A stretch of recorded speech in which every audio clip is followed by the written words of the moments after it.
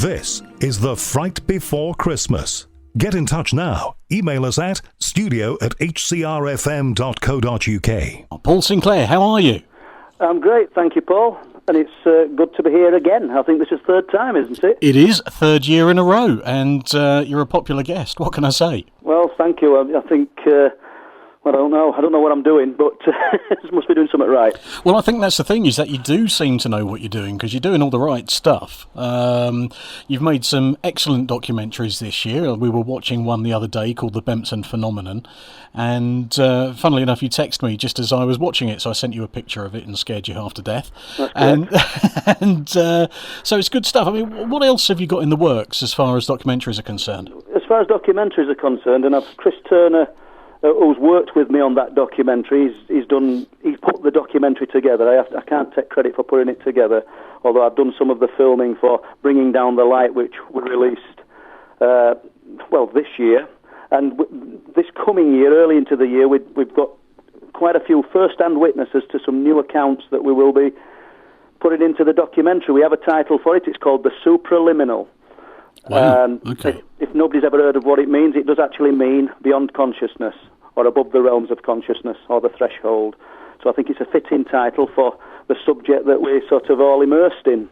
So is that a name that you've come up with yourself, or is that a word that actually exists? No, it's a real word. Wow. I've come across it while I was, writing The Night People, the book about my own experiences. And I thought, wow, what a word, and we've got a title. I like it. So you live in the area of Bridlington. Is it East Yorkshire? It's East Yorkshire. I'm actually stood in North Yorkshire today in an unfamiliar office at my daughter's business because we're babysitting. Not that the listeners need to know that, but I've got... Just hit me with any question you want, Paul. No, that's grand. What we'll do, Paul, if it's okay, we'll just go over some very basic stuff so that those who haven't heard you before get an idea of what you're all about. So much of the stuff that you report on is in the Bempton area, which is that just north of where you live? It is. It's Bempton. It's East and North Yorkshire, most of the things that I'm sort of looking into, but you'll be correct. It's an area, to coin a phrase, of high strangeness. It's a fabulous area, Bempton, and it's nothing unique or new to Paul Sinclair. The things that have been happening in this area have probably slipped under the radar for probably hundreds of years, because of the things that I've found in archives, in old newspaper archives, old Coast Guard logs and lifeboat logs that show that these anomalies have been presenting for that long without an answer. So, yeah, it's a fabulous area. I'm fortunate to be in such an area, having the interest that I have.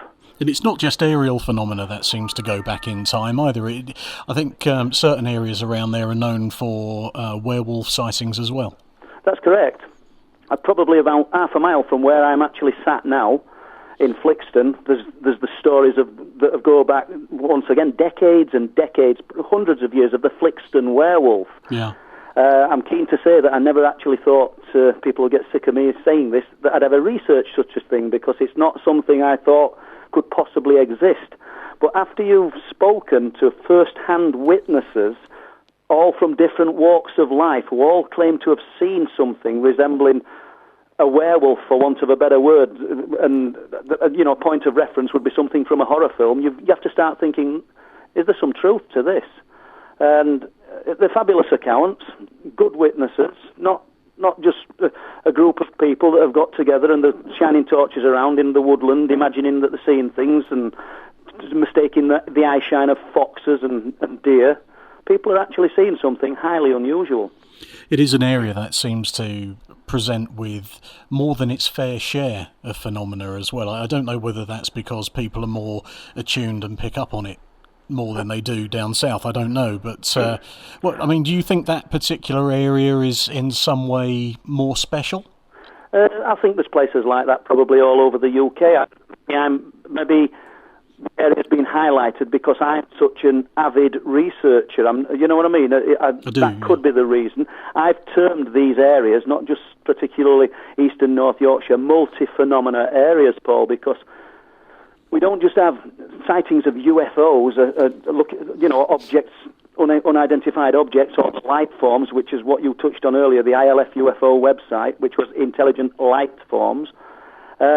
We've got big cat sightings, which, as everyone knows in the UK, big cats aren't native to the UK. But in these multi-phenomena areas and little sort of unique locations around East and North Yorkshire, they're sort of famous for black cat sightings, puma sightings, and obviously we've got the sightings of the cryptids. It just seems never-ending. We've had unusual sightings the last few weeks, not necessarily of big cats, but nevertheless unusual. Could you give us an idea of what some of those sightings are? Well, I spend a lot of time up on those cliff tops at Bempton, and I've got some brilliant people who go up there with me. It's not just all about me. Bob Brown spends a lot of time up there. A cryptid researcher, Colin Keelty's been there, Steve Ashbridge, Andy Ramsden, and a massive amount of help from Digital Creations. And we've all been up there and experienced things. But on the 10th of the 12th, 19, 3 guys travelled a considerable distance. They'd been before because of a missing time experience that they'd had at Bempton. And the names are Rick, Craig and PJ. You'll have to forgive me, PJ, if you're listening to this, because I don't actually know his name. Everybody calls him PJ. Now, as I previously touched on, they'd had a missing time experience in 2018, but they came up on the 10th, which is not long ago. It was a horrendous night, and I told them to come to my house first and have a warm drink, and out of decency, me and Bob Brown, decided we'd go onto the cliff tops with them, but not to stay all night. These guys are travelling a long way, and they're sleeping in the car or having a break in the car, and they're staying all night. Well, we went up there, and we're on the cliff tops. We've found a vantage point, and there were a bit of rain. It was horrible, but the rain abated. But about 9 o'clock, Bob stood up, and I knew that was his signal. He wanted to go. Well, I was quite happy because I spend an unhealthy amount of time, Paul, on those cliff tops, both alone and with other people. So we said we'd head back. Well, the guys, Rick, PJ and Craig, they said, well, we'll come with you, and what we're going to do, we're going to travel about 15 miles up the coast to Caton, and we're going to observe the coastline of Scarborough and Speeton from a good vantage point that I told them about. We'd looked on a map. And we intend to come back to Bempton after midnight.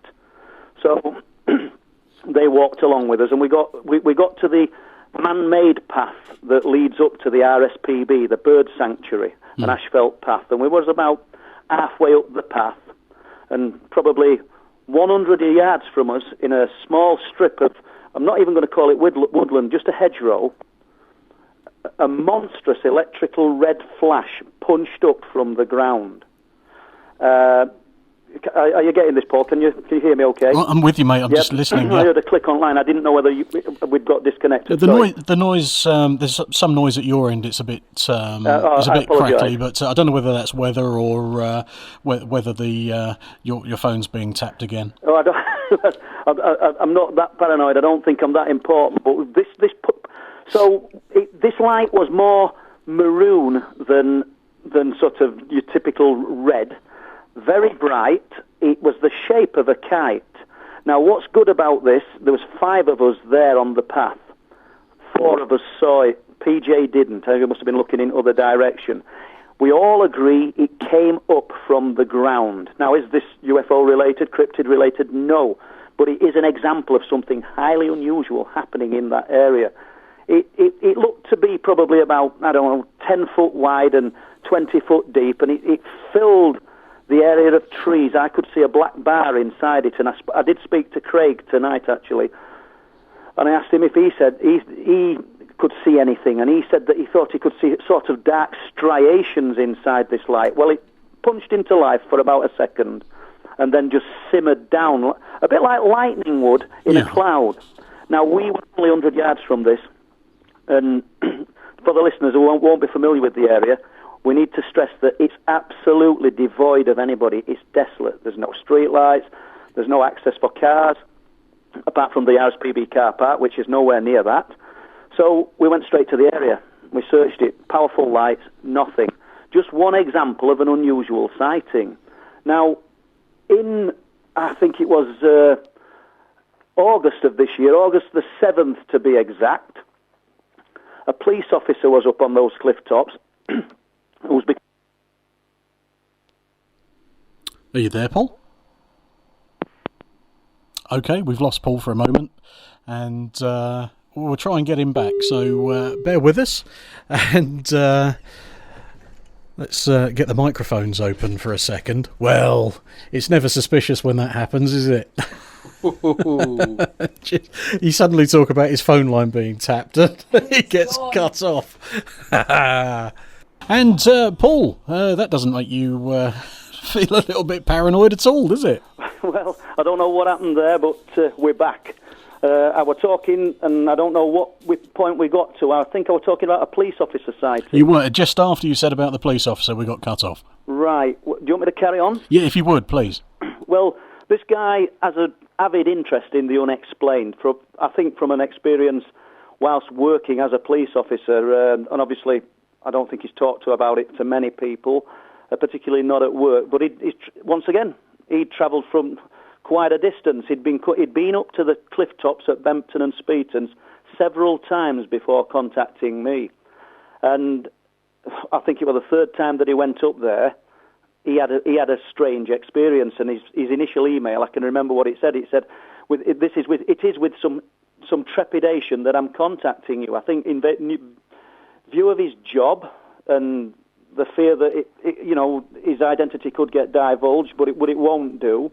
And I've got the date. It's August the 7th, and it's 2019. And it arrived at the RSPB car park at approximately 10:45 in the evening. Right. Really brave guy, this. I mean, I'm thinking twice about walking about up there on my own in view of some of the stories that I've heard, particularly this year, cryptid-related. It's when you've got first-hand witnesses telling you things and it's frightened them to death, it sort of makes you think. But right, back to the story. He walked down to the cliffs and hovered around at one of the viewing platforms for 10 minutes or so, and then carried on walking along the cliffs northbound. He wanted to reach Speeton, which would be the highest point there at about 420 feet. And there's a concrete post, a trig point, and that's where for some reason he wanted to get to that. And he walks like a train, I must admit. He's 46-year-old, I'm 57, and I've been a few times, and we've done all-nighters now and not experienced anything. However, I have to tell this guy to slow down. So that, just an outline of him. He's a fairly fit guy. So he's walked past the old RAF base, and he's carried on towards Speeton. He finds himself at this concrete post with it's got a little brass plaque on it, and he's looking at it, he's squinting down, and he's got a torch with him. Not a particularly good torch. I think it said its range were 100 to 150 yards at its maximum. Not an expensive one. And as he's looking at the post, he can see, looking towards Scarborough, probably about 25 miles in the distance. So a clear night. Yeah, very clear night. Yeah, a helicopter. No noise, because obviously in that distance, and we're 25 miles away. But he can see that, so he's what I'm saying, keen to point out. He can tell the difference with things that he's looking at. And then he turns and looks down the path where he's just walked, and there's no fence at Speeton, bearing in mind, so he's very close to the edge of these cliffs, and it's just a dirt path with fields either side. Sorry, a field to the right-hand side, and probably 10 to 15 foot of rough, uneven grass to the edge of the cliffs, which are a sheer drop. You don't climb down these cliffs. Just above the grass, probably 18 inches high, he claims that suddenly a figure of 8, a number 8, once again very red, maroon, number 8 coloured object appeared on the path. It's as bizarre as you're going to get. We're not talking about structured UFOs or aliens here, which have been talked about up at Bempton. What kind of size are we talking, Paul? He said that these things looked about the size of, from what he was looking at them, probably like a large car headlight, right, on top of each other, but quite defined. They're not throwing any light out, and they're very, very bright, which is another example of the lights that we're seeing up there. A lot of people comment on how bright these things are and how little light that they throw out, which is unusual. He said there was a dark band around the middle of it, it was almost like a belt pulling it in that gave it this figure of 8 sort of appearance. He reached for his torch, but before he could put his hand on the button to press it on, the figure of 8 lights went off. Immediately they were replaced by 3 which he says the brightest LED type lights he's ever seen, and that's what he described them as, looking like brilliant LEDs, right, but not illuminating the area. They were evenly spaced out, but the middle one was slightly higher. This time he managed to keep the torch beam on them, but they were at the very fringes of the torch beam, its limits. And he estimates he looked at these lights for about 8 seconds. Then they just vanished. Now, he thought, and he was adamant, he's going to solve this. He wants to solve it. He's not looking for UFOs and things. He's doing what we all do as good researchers, I think, and trying to find out an earthly explanations for these things before we start looking at the unearthly. So he said, I set off running. He said, I was sure I was going to come into contact with something or someone. He said, they were only about 150 yards away. And he carried on running. He said, I think it took him, 30 to 40 seconds, maybe a bit longer, to reach that point. Bearing in mind, people, it's very late at night. I think he said it were about 12:30. And he's very close to the cliff edge as well. He's on a cliff edge, and there's a narrow path. I'm not going to say it was sludgy because I've no idea if it was or it wasn't. He carried on running. He reached the point. There's nothing there. He said, from there I ran all the way back to the car park. Not in fear.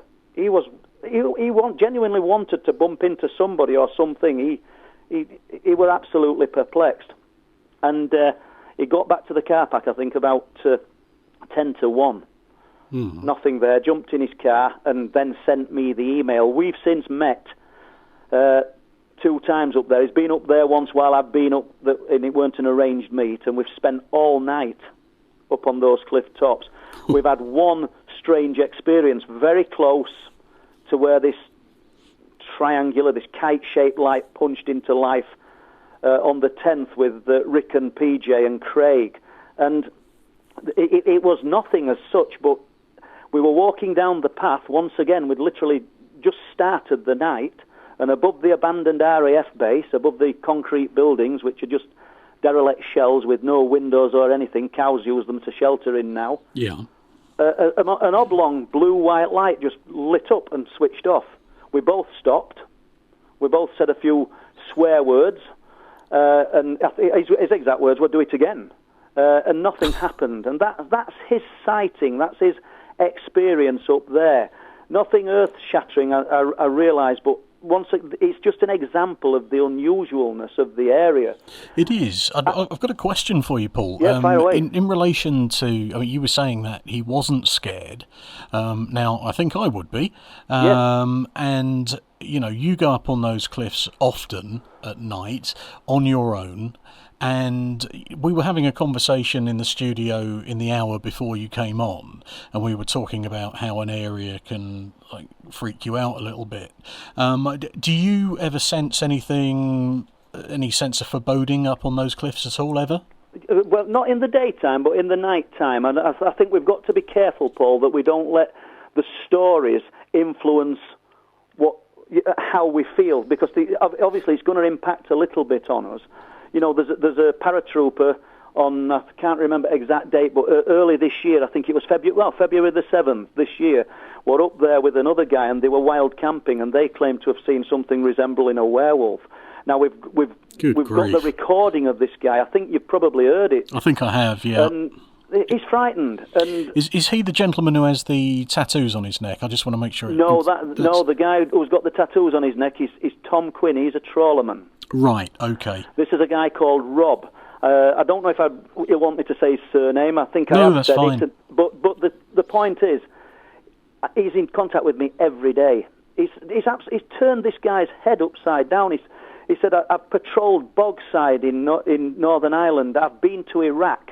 He said, but this was off the scale of anything I've ever experienced in my life. Yeah. Now, Paul, with these people, all these individuals who don't know each other from Adam are either lying or there's some reality to what I'm talking about, because in most instances now, I know some of the witnesses don't want the names using, like the police officer, but I'm pretty sure Rob actually would let me use his name because he's allowed me to use the recording. Okay. We used it on The Awakening when we sort of, I was going to say premiered, but it makes it sound too important, really. But when we first showed our Bringing Down the Light documentary, and Rob's taped account of what he saw on those cliff tops is in the documentary. And these guys, Rick, PJ and Craig, they're real people. Bob Brown will vouch for that. There's a guy been coming up onto the cliffs with me recently who's an absolute first-class witness, and Lee Hayward, they call him. And what a fabulous guy. I've met loads of good people through this, but in this man, I think I've met a friend for life. But we was up there on the 14th of November. Yeah. Now, I think, Paul, Lee went up there to try and solve the mystery. He's a bit of an aircraft buff, and he knows everything that's in the sky, and he's got people in the military, friends, who will tell him what's in the sky at any given time. And he'd heard us talking about this, and there was nothing derogatory. I mean, he'd got an avid interest, but I think he actually thought he were going to solve it. And we went up there. We'd been up a few times with nothing happening, and on the 14th of November, 2019, once again, so not long ago, I picked him up and we drove along Cliff Lane, and that's his real name. This guy's on Facebook if anybody wants to look him up. He actually, what he saw on the 14th, he's written about, and I put on the Truth Proof page. So Lee won't mind me mentioning his name. It's his words. I've not influenced him.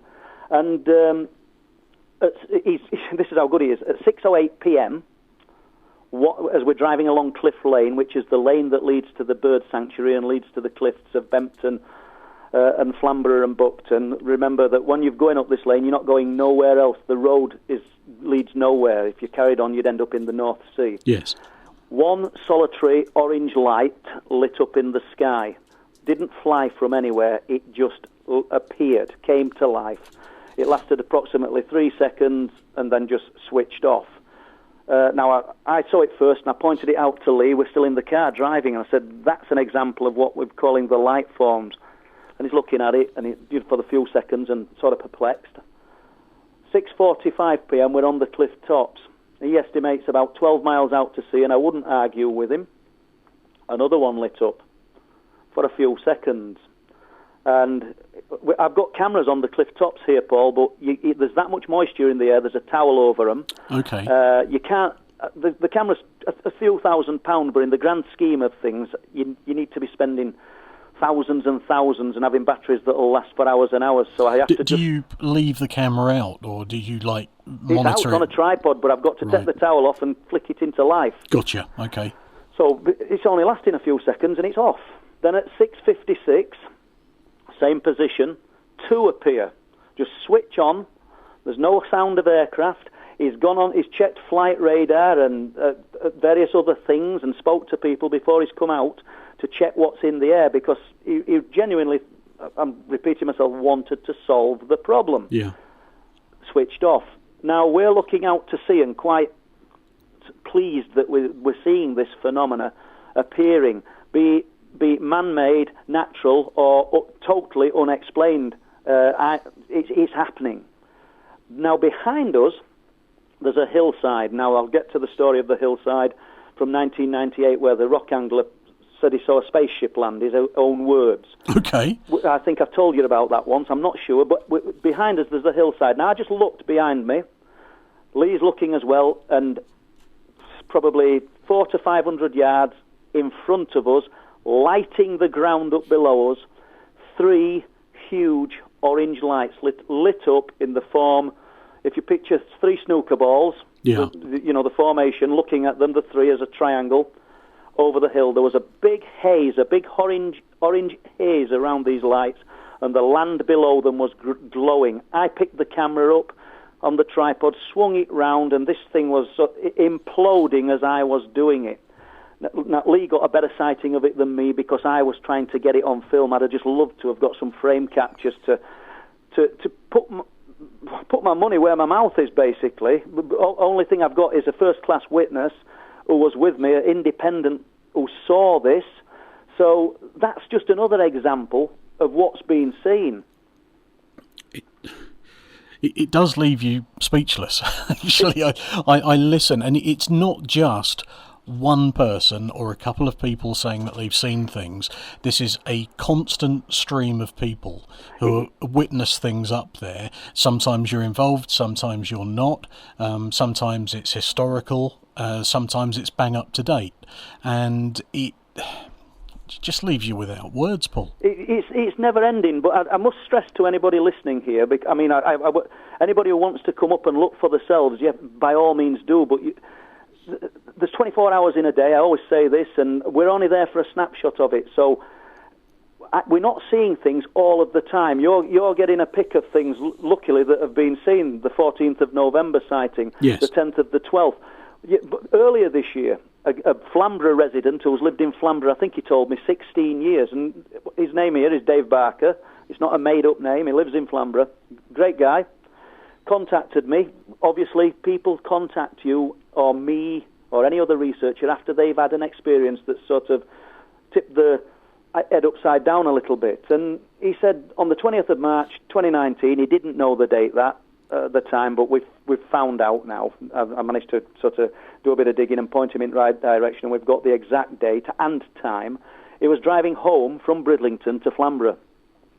Midpoint, when he's reached Danes Dyke, which is the old Neolithic earthworks that splits Flamborough from the mainland, or attempts to split Flamborough, he said him and his wife observed a huge white light in the sky, low down, and they assumed it was the searchlight of the helicopter, something like the Sea King or the search and rescue helicopter. So it was stationary, but they didn't think too hard about it. That's what they thought it was. He drove home, probably another 10-minute journey, and pulled his car into the drive, and as he's looking down his drive, he's actually looking in the direction of the Flamborough Lighthouse. Right. His wife's gone in, he said, and suddenly a huge white to yellow light lit up in the sky. Silent. He's close enough to the Flamborough Lighthouse to know, and we're not insulting people's intelligence here. These guys live on the coast. They know if they're looking at a helicopter or listening for the sounds of different things, or if it's a flare. And he's puzzled. And then another one lit up. He's thinking, oh, this is odd. I've never seen flares like this. What am I looking at here? As big as the searchlight from the helicopter. So anybody listening who's ever seen the police helicopter with the dragon light on will know what I'm talking about. It's that intensity. But they're not casting a beam. They're just lighting up. So then suddenly he said there's 5 and they look like the face of a dice as I'm looking at them. Right. In the sky. And then they're going out in sequence. And then they're going on in a line. And there's a line of 10. And this continued in different formations, and he's watching this and can't work out what's happening. And then at one point, a small silver ball came from one of them, and there's a good gap between them, and moved along the sky and went into the other one. Good Eventually grief. he thought, Christ, I've got to let my wife see this. So he went inside and shouted her to come and have a look. And when she came out to look, they'd gone. There was nothing there. Right. So he rang 101. Told them, he said, I don't know if there's some kind of military exercise going on. He said, I can't hear anything, and these things are close. They're only on the edge, or perceived to be just on the edge of the cliff, close to the Flamborough Lighthouse, and between a place called Thornwick Bay. He said, or if they're a new type of flare, he says, I've never seen anything like them. So they took his details, and about 10 minutes later, the Coast Guard rang him, and he explained what he'd seen. And, he asked if there was a military exercise or anything going off out at sea, and the Coast Guard told him there was nothing happening out at sea, no military exercises and no ships or anything in distress. So they ruled it out, which was good for Dave. So Dave gave me this, and I he didn't know an approximate date, so I got him to contact his phone provider because he wouldn't have made many 101, it is 101, isn't it, calls? It is, yeah. He got the call, it was 8:30 p.m. The Coast Guard called him back 10 minutes later. Now, I put a Freedom of Information request in to the MCA, the Maritime Coast Guard Agency. I gave them the details. I didn't tell them the name, but I gave them the 20th of March and everything that they needed bar the name. And they wrote back to me and asked me if I could be more specific, which is amazing, isn't it? How much more? It led me to believe that a lot of people had seen this thing. But it transpired because I actually got their Freedom of Information request back just probably last week. It took longer than it took a lot longer than the time period that they should respond to, which is ridiculous when you consider that log is fairly recent and fresh, and they could have got that information. But the log basically states what I'm talking about, and the witness, they went out to investigate, they spoke to the witness, they don't believe that they were flares, and the log's called unusual lights out at sea. And it just begs the question, what are we looking at? Because at the end of the Coast Guard log, it says, false alarm with good intent. Yeah. Now, this is the thing, Paul, that in the lifeboat logs and the Coast Guard logs that I've noted throughout the decades. When you're looking in these logs, you're not finding hundreds and hundreds in every year, but you are finding reports of lifeboats being sent out to look for ships in distress or aircraft that potentially could have come down because MOPs, members of the public, have reported seeing unusual lights out at sea. And in some instances, there's been 9-hour call-outs and multiple lifeboats searching for these things. Okay. And the actual crews of the lifeboats have seen them, and the actual Coast Guards have seen them. So something very real exists. Well, that's something that I'd like to come back to. We're going to take a quick break, and I'll talk to you about the lifeboats just afterwards, if that's okay. Yes, so just bear with me and hold the line, please, Paul. Right, so we were talking about lifeboat crews and the Coast Guard. Yeah. Now, I appreciate you're going through the logs there, and they say, call in good faith, unexplained lights, etc. Have you had conversations with Coast Guard or lifeboat crews where, off the record, they've spoken to you about what they've seen? I have, yes. I have, and quite a few of them, lifeboat and Coast Guard. The Coast Guard are more reluctant, I think, that they signed the Official Secrecy Act.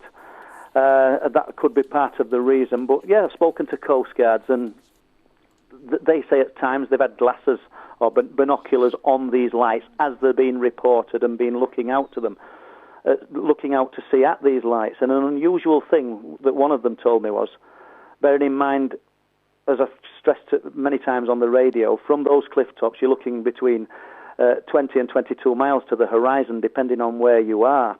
But they can't tell whether these lights, when they're looking at them, are 2 miles out or 22 miles out. It's because they're not emitting a light like a flare would, or like the lights on the horizon of the trawlers and the ships that are passing by.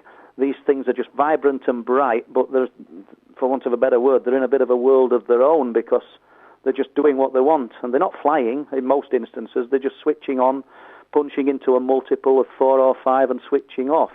And the lifeboat guys have seen them and commented, and they don't know what they are.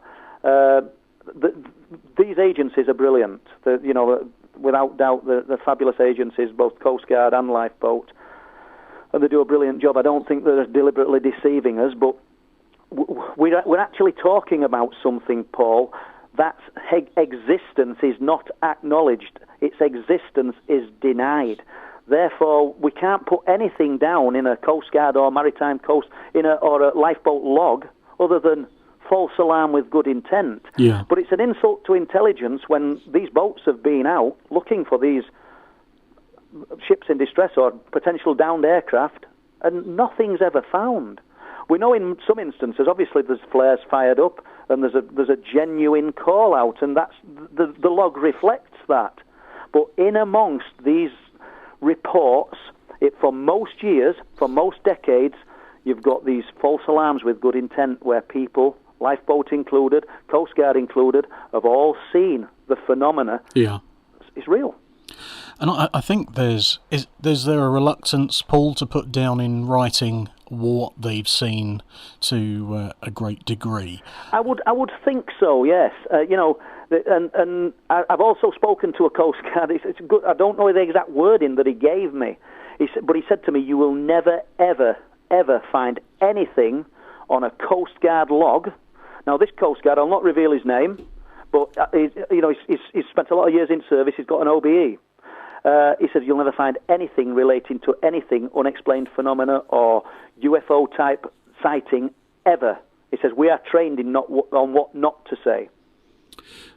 Yes, and I think no doubt they come into the same position as your friend there, the police officer, Yeah. who, perhaps doesn't want ridicule from others, doesn't want sort of inquiries from above as to what are you doing writing this down, because I'm guessing that if they reply to any inquiry with, well, I was brought up to tell the truth and the integrity is not to be negotiated, I wrote down what I saw, and they then call into question from above, well, are you seeing things or whatever? But it's very true. A former lighthouse man at Flamborough gave me an envelope with, I don't know, not a thick envelope, but quite a few reports of unusual objects that he'd seen whilst a keeper, and he was keen to stress I was a keeper, not a lighthouse man. He would back from the old days. Well, they were very regimented lighthouse keepers. He worked at Orford Ness as well, on leave, close to Rendlesham, and he's got some interesting stories there to tell me. But, these reports of a spaceship landing not next, but very close to the RAF base at Bempton, a spaceship. This is the terminology we've got to understand, looking back to the 1970s, and they're talking about a spaceship landing on the fields on the top of Flamborough Head. Now, the reason I find this one really interesting is because the former butcher at Flamborough, and I wish I could remember his name, Dean Bolton, told me that when he was a schoolboy, 1970, early September 1970, he went to look at landing traces where a spaceship had landed on the cliff tops at Flamborough Head. Now, we know people, I'm not dwell on XS894 because I talk about it probably too much. Is that the lightning that allegedly were pursuing the UFO, and the pilot came to a tragic end. Whether it was UFO related or not, I can't say for definite. My gut feeling is it was. But what I've found to pack around this story are these reports of a spaceship landing on the cliff tops at Flamborough Head in September 1970. That was September the 8th that the lightning went down, and a few other anomalies occurred around that. But, there's so many stories connected with the area, but I think up until me highlighting them with the Truth Proof books, nobody had really realised just how prominent this particular coastline is, because it really is. It's as prolific as anywhere in the world. But, who connects a big cat sighting with a UFO sighting, or the strange lights in the sky with other occurrences that are happening in the area?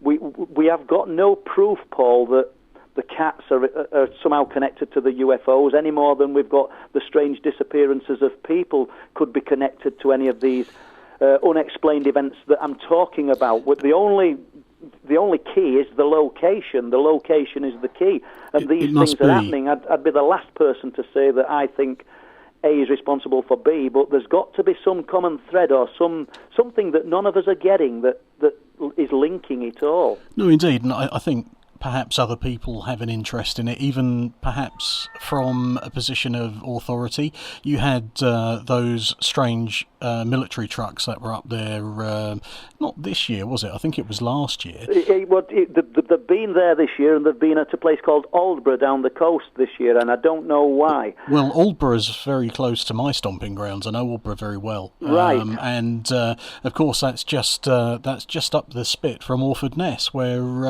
lots of Cold War... We've got an Aldborough in East Yorkshire, just further down the coast. Okay. That's one interesting one, and I think it was from the 16th of September. I don't have the date in front of me.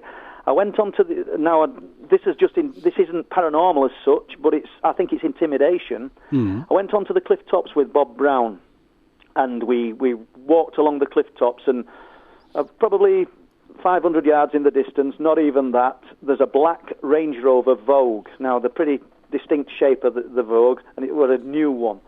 On the cliff top, on the hillside, not on the cliff tops, we're on cliff tops, sort of pacing us as we're walking along. Now, it shouldn't have been there. It had got blacked out windows, it was getting dark, and there were no lights on. So I rang one of the farmers who lives fairly close, and I said, look, we've got this vehicle here. I said, I don't know whether you've got anybody up there. I mean, I wouldn't have thought anybody in such a smart vehicle would have been wanting to use it for lamping for rabbits or hare or deer, and there were no visible light source coming from it anyway. So we stopped eventually at a seat and set the gear up, and this thing stopped at the back of us.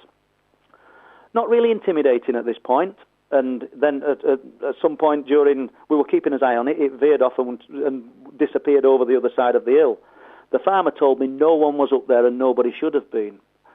By now it was getting dark and the corn had been cut, then this will be prominent in what I'm saying. And I said to Bob, that vehicle's coming, Bob. I said, I can hear it. And I could hear it on the stubble, crunching it as it's driving up. And it just loomed out of the darkness, and it had gone down the field, and it stopped 20 foot away from me and Bob, parallel with us, and just sat there. Blacked out windows, and Bob's saying, what shall we do? What shall we do? I said, we can't do nothing. We'll just sit here. And that's what we did, and eventually it just went on its merry way. Now, I think that was some kind of intimidation. It's not a known vehicle. I couldn't get a registration number. Everything was in darkness. Somebody else observing, and a strange one, you know. It is strange indeed. Paul, we've run out of time, unfortunately. It's the hour goes so quickly when we talk to you. And, it's a pleasure each year to talk to you, and also, I mean, we catch up, don't we, on a regular basis anyway. And what I'd like to do, Paul, before you go, could you just let the listening public know where to find your books, where to find your documentaries, please? Well, the books can be found on Amazon, and you can visit the Truth Proof page on Facebook, and they can also be purchased via that, or via the truthproof.webs.com website, and visit me on Facebook. Anybody who's got any stories to tell, please get in touch. You'll always find a friendly ear from me, and I treat everybody how I expect to be treated. No, you're a good man, Paul, and thank you so much. Good luck with all the documentaries and the books. Thank you. And love to the family. Say hi to Mary for me. I will do. Take care, buddy. Have a great Christmas. Yep.